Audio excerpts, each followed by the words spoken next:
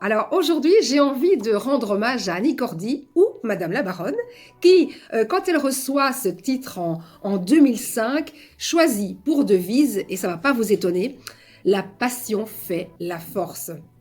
Sa joie de vivre, son humeur pétillante et ses nombreux talents ne collent tellement pas avec ce tunnel bruxellois si morbide qui portera son nom dès l'automne prochain.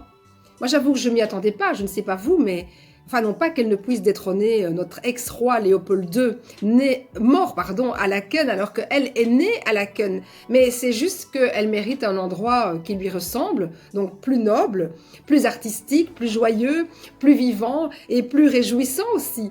Alors, vous me direz que je ne suis jamais contente parce que ce changement intervient dans le cadre d'une féminisation de la voix publique et que c'est un pas vers notre reconnaissance. Mais tant qu'on y est, pourquoi pas alors féminiser le nom de la place de la rue du marché au fromage ou du boulevard de l'abattoir ou de l'impasse de la poupée qui du coup s'appellerait l'impasse Annie Cordy Non, non mais plus sérieusement, il n'y avait vraiment rien de plus valorisant qu'un tunnel sombre, dénué de poésie et dont les seuls bruits sont des pots d'échappement. Non mais même avec des pots de vin, on n'aurait pas voulu, on est bien d'accord.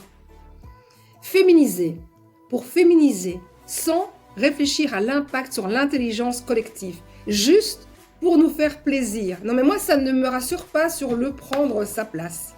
En plus, entrer dans le tunnel d'Annie Cordy, c'est déplacé. Et en voiture, en camion, en bus, c'est encore plus violent.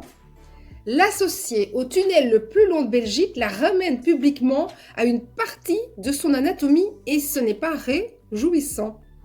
Alors Annie, si tu m'entends, toi qui adorais rire et faire de l'humour, puisque ce tunnel est reconnu pour ses bouchons, j'espère que tu as de bonnes boules qui est là-haut. Car je vais te dire que moi, cette association me fait penser à l'expression « il n'y a que le train qui ne lui est pas passé dessus », qui voulait dire qu'elle avait eu de nombreux amants. Il ne manquerait plus qu'on construise une nouvelle voie ferrée juste au-dessus. On n'est pas sorti du tunnel. Bref, il pensait le 8 mars, journée internationale bien sûr des droits de la femme, nous faire un cadeau en nous annonçant une nouvelle qu'on devait trouver bonne. Mais non, la vraie bonne nouvelle eût été d'ériger la statue d'Annie Cordy à la place de celle de Léopold II. Nous n'avons qu'à espérer que durant le long trajet de ce couloir horrible et interminable, que Tata Yo-Yo et la bonne du curé résonnent au travers des parois pour nous tenir compagnie. En tout cas, une chose est sûre. Non seulement on espère que ça ira mieux demain, mais il n'aura jamais été aussi vrai, Annie, de te dire qu'envers et contre tout, tu continueras à nous faire voir la lumière au bout du tunnel.